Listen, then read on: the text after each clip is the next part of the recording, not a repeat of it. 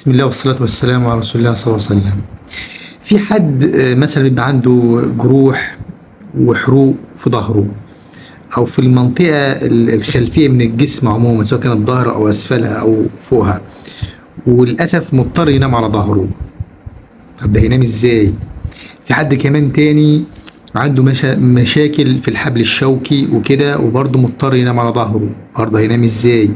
في حد تالت كبير في السن وحالته تستدعي اللي هو بينام كتير، وبرضه طبيعي جدا هيعتمد على منطقة الظهر في نومه بشكل كبير. طب في حد كمان رابع عنده مشكلة في ظهره وبرضه مضطر ينام على ظهره، عشان طبعا مش هيقدر ينام مثلا على جنبه اليمين او الشمال لفترة كبيرة جدا، مضطر يتقلب وكده، فهيضطر برضه ينام على ظهره رغم المشاكل الموجودة في ظهره. الناس دي تنام ازاي؟ ده اللي هنتعرف عليه النهارده باذن الله تعالى. ايه علاقة الموضوع ده بموضوع المساهمة الطبية مبدئيا؟ المساهمة الطبية بتوفر او معنى ادق يوجد مستلزم طبي بيتعامل مع الاشكاليات دي، هو المرتبة الهوائية الطبية. المرتبة الهوائية الطبية حتى من اسمها هي مرتبة صممت بشكل طبي لاستخدام للدواعي الصحية والطبية، وهوائية لأنها بتعتمد على على الهواء في نفخها زي ما بيقولوا كده، يعني ما فيش حشو. المرتبة دي مش محشوة بأي شيء، ولا بقطن ولا بسفنج ولا بخلافه، هي بتعتمد على الهواء في تكوينها.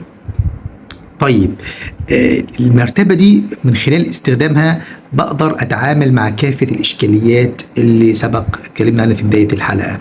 أي حد عنده قروح أو تقرحات أو جروح أو حروق أو أي مشاكل في الظهر ومش قادر ينام على ظهره، المرتبة الطبية الهوائية بتتعامل مع المشاكل دي عن طريق الهواء الموجود ده والأكسجين اللي بيتم ضخه عبر الخراطيم في المرتبة. بيتم التعامل مع كافة الإشكاليات دي عن طريق تخفيف الآلام الموجودة في الظهر، زائد كمان بتخفف الضغط على منطقة الظهر. طيب ازاي بيتم استخدام المرتبة دي؟ عشان اعرف استخدامها بعرف مكوناتها. ممكن عبارة عن بتكون من 3 أجزاء. المرتبة الطبية بتكون من 3 أجزاء. الجزء الأول الموتور بتاع المرتبة، الجزء الثاني المرتبة نفسها، الجزء الثالث الخراطيم ضخ الهواء في المرتبة. فهي المرتبه عباره عامله كده، انت بتطلعها من العلبه بتاعتها. للاسف انا بصور وانا مش موجود في المكتب حاليا، كنت طلعت واحده كده وريتها لحضراتكم مكوناتها على ارض الواقع، بس يمكن نستدعي دلوقتي بعض الصور والفيديوهات يمكن من خلالها برضو الصوره تقرب لحضراتكم.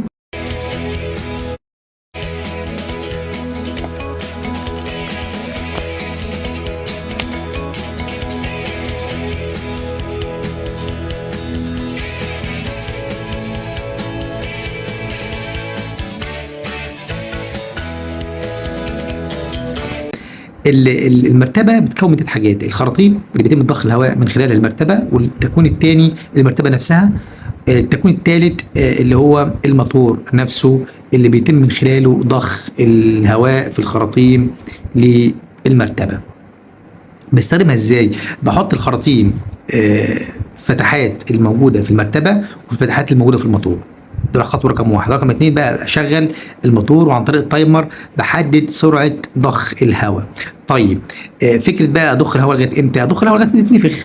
طيب في عوامل برضو بتاثر على مدى او كم ضخ الهواء. يعني مثلا اللهم صل على محمد، لو مثلا حد وزنه تقيل فيفضل ان ضخ هواء كتير، حد يعني جسمه قليل متوسط وهكذا. بعد ما بيسيب طبعا الموتور يضخ الهواء عبر الخراطيم للمرتبه، بعد ما تنفخ خلاص انا بقفل الموتور وهكذا. على فكره بعد كده لو حبيت افضي او افرغ الهواء ده اللي هو خلاص سخن استبدله بهواء بارد، ده موضوع برضه سهل جدا، والموضوع ده مطروح او سهل جدا، وفي آلية من خلالها بقدر اطبقه. الآلية دي موجوده في التايمر نفسه او معنى ادق في الموتور. بفرغ في كده زرار بدوس عليه كده، بفرغ الهواء وببدا بفرغ او معنى صح اضخ هوا جديد. شكرا جدا ليكم، ومعلش يعني هي حلقه سريعه شويه.